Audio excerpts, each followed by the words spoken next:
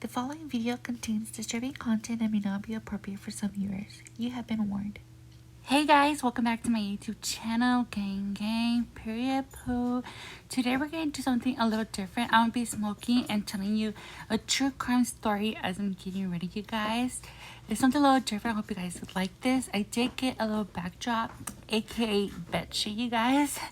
So yes, this story is gonna be crazy, you guys. Look at this lighter though. This lighter is everything. My nails popping. Period poo. So tell me down in the comments down below by the title of this video if you have seen this story, heard this story, or anything. It's time for a bong hit, you guys. Cheer to this. And without further ado, let's get motherfucking started. And just get ready for other motherfucking craziness. Okay, so enjoy. Also, you guys, before I forget, the makeup that I'll be using, I'll be showing you guys the products that I'll be using. If I don't show you, please try your best to like try to eyeball it out or try to make it, try to figure out what it is. This is the LA colors. This is for the brows, and this is in the shade dark brown. Okay, so anyways, okay, you guys, so we're gonna go ahead and get started with this story. How many of you guys have heard of Jodi Arias, you guys? Jodi Arias, she's just crazy, y'all. So let me go ahead and tell you a little bit of Jodi Arias, you guys. Jodi Arias was born on July 9 on 1980 in Salinas, California, to William and Sandra Arias. Jodi also wanted to pursue a career in photography right after high school, so she became a carefree, aspiring photographer in Palm Desert, California. Jodi was still a photographer when she met Travis. Now, it said that Jodi's upbringing wasn't really the best. She said that her parents were really abusive towards her as a child. She said that they would beat her with like the belts and like spoons. I'm guessing with pretty much anything her parents could find at the time. Now, let me tell you a little bit about Travis Alexander. Travis Alexander was born on July 28, 1977 in Riverside, California, to both parents, Gary Alexander and Pamela Alexander. It said that Travis' upbringing wasn't fully the best just because both of his parents did pass away. His dad passed away in 1997 and his mom passed away in 2005. So at the age of 11, Travis moved in with his paternal grandparents after his father's death in July 1997. And also his 7 siblings were also taken in by his paternal grandmother. So fast forward just a little bit in Travis' life, he became a motivational speaker, a salesman for a prepaid legal service, and he became a devout Mormon from Mesa, Arizona. You guys, Travis and Jodi, they met in September 2006 in a prepaid legal conference in Las Vegas. At that time, Jodi was looking for opportunities in the network marketing. So Jodi and Travis, they both hit it off, when they first met. So they both started dating in February 2007. And basically, they were dating in a long distance relationship for a few months, And Alex's friends said that, they were smitten with each other. And that they had like potent for their chemistry. He had fallen like deeply in love with his religion. But Jodi, she was a Mormon, you guys. But before Jodi started dating Travis, she was dating some other guy, but we're just gonna skip through that and stick to like the main story. So anyways, you know how I mentioned how Jodi, she was in a Mormon, right? So later on, Jodi, she converted into the Church of Jesus Christ of Latter-day Saints, of which Travis, he was a member of. And then later on, On November 26, 2006, Travis baptized Jodi in a ceremony in Southern California. Like, what the that is, I don't know, that's crazy. Like, coincidence much? So, after all this, you guys, they were both happy, you know, both living life. They were both like traveling to their homes. Travis was living in Mesa, you know, so Jodi would go to Mesa and Travis would go to California.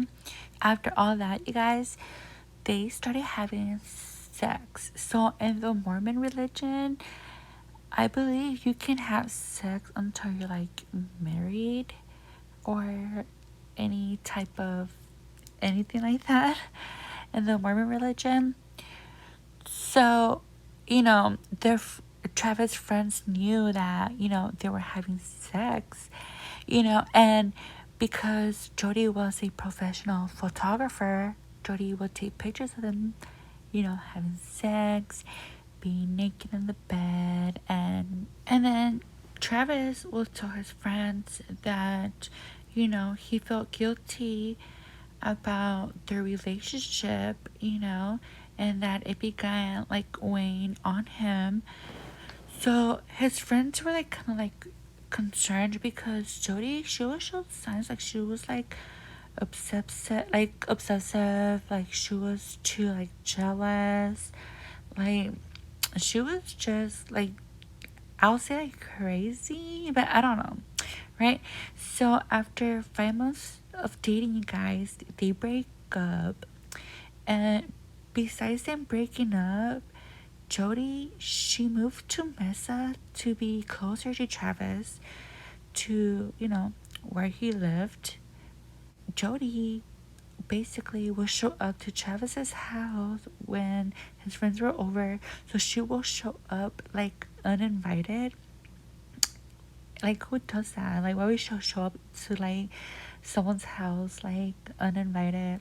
So Travis like would tell his friends, you know, to like he was not gonna kick her out because he want to feel bad, but like, you know, what else can he do? Like, she's already there, you know. And then one time, Travis even tells his friends that Jodi went like snuck in at night through the motherfucking doggy door, bitch. Through the motherfucking doggy door. You guys, and the way she was snuck into his house without being invited or anything is because she knew the motherfucking code to the house without him even motherfucking knowing. Okay? But besides the whole complaining and everything about Jodi, he was still like, you know, hook up with her, you know, jump in a bed, take trips, and like do things together, you know. But besides all this, you guys, during the same time all this was happening, Travis, he began dating another woman. Her name is Lisa Andrews. Like, Travis, he was a player, okay? He was a player. Like, who does that? But you know, soon enough, he gets his tire slashed from his car. He thinks it was Jodi, but I mean, who else could it be? The Toxica, obviously. And you guys, Lisa, the new girl, you know, Travis is dating, she will get like random knocks on her door at nighttime with like nobody being there. I mean, who else could it be? Jodi, I don't know what would go through her head. But I mean, I think she was trying to maybe scare her off. Like, hey, this is my vato. Like, this is my man. Like, back off or something, you know? But then, like, later on, Travis' friends, you know, they figured it out.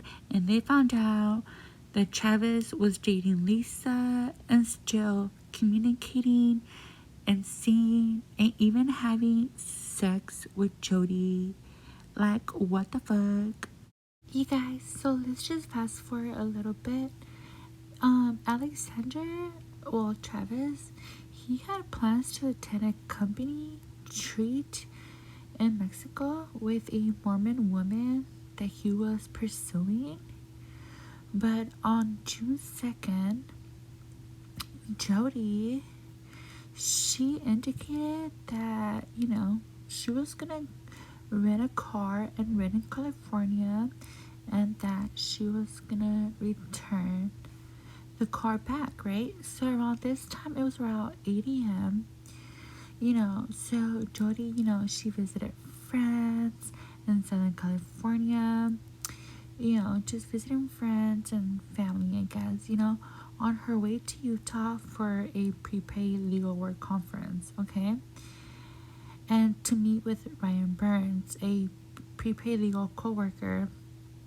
By late evening on June 3rd, Arias apparently set out for Salt Lake City. So that's where she was headed out to, okay? But Travis, he missed an important conference call on the evening of June 4th. The following day, Arias met up with Burns in the Salt Lake City suburb of West Jordan, Utah. And she attended the business meetings, conferences. But, Burns, he noticed that Jodi went from having blonde hair to now having dark brown hair. And he noticed that, she had, cuts on her hands.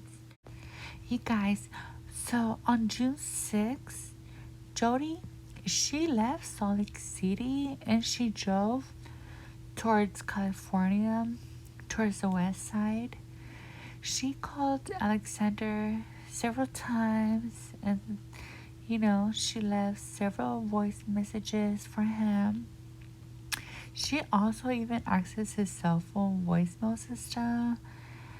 I don't even know how, but anyways, fast forward to June 7th. Jodi returns the car, right? So by this time, the car has been driven about 2,800 miles. The rental car, when she returned it, they said that it was missing the floor mats and that the car had like red stains. Okay guys, so let's backtrack and fast forward at the same time. I hope that makes sense. You guys, this is where the story kind of gets good. I'm not saying it's like a good thing that this happened, whatever, but this work is interesting. Like, I don't know. If you know, you know. If you understand, you understand. If you're immature, then get the fuck out of here. But anyways, so, remember how I mentioned how Travis was gonna go out of town to Mexico, for a treat of work? So Travis, he actually never made it out to Mexico. So let's fast forward to 5 days later. So now it will be around June 9th. So friends were calling him since he didn't make it out to Mexico. Friends were calling him. They were trying to check up on him, reach on him, but nobody was, he wasn't answering or anything. So on June 9th, you guys, haven't been able to reach Travis. Group of his friends, they decide to go to his house. Travis, he lived with roommates. So his roommates, they haven't seen him for several days, but they believed that he was out of town. So they didn't think anything was wrong. So when the other group of friends, when the group of friends arrived to the home, I believe they see the garage open, so they go inside the house. And then that's when they see the roommate, and they tell him they have seen Travis, and that's when he says that he believes that he's out of town. But his friends are saying no, he never made it out of town. So, after looking around, they find a key to Travis' master's bedroom, where his friends, they enter and they found large, puddles of blood, in the hallway to the master bathroom, where his body was discovered in the shower. Jodi had stabbed him around 27 times, slit his throat from ear to ear, and shot him in the face. His friends, they called 911 immediately as soon as they entered. The dispatcher asked if he was suicidal or if there was anyone else trying to hurt him. And right away, his friends, without hesitation, they totally just mentioned Jodi. They said that she was stalking him, hacking his Facebook account, slashing his tires. You guys, so the good police and forensics out there, soon. So, as police is investigating the house and the crime scene as well, they find Travis' new digital camera in the washer. They were able to, get back the pictures that were deleted, from the camera. The last picture taken was him and Jodi in bed together having sex, and the last picture of him alive was Jodi taking a picture of him in the shower. So they basically, police is investigating the family and everyone, but forensics, they find a bloody palm print that the DNA leads to Jodi and Travis. Also, one of the last pictures they were able to get from the deleted images from the camera was when Jodi was stabbing Travis. Jodi was eventually sentenced to life in prison without the possibility of parole on April 13, 2015 for the death of her ex-boyfriend Travis Alexander.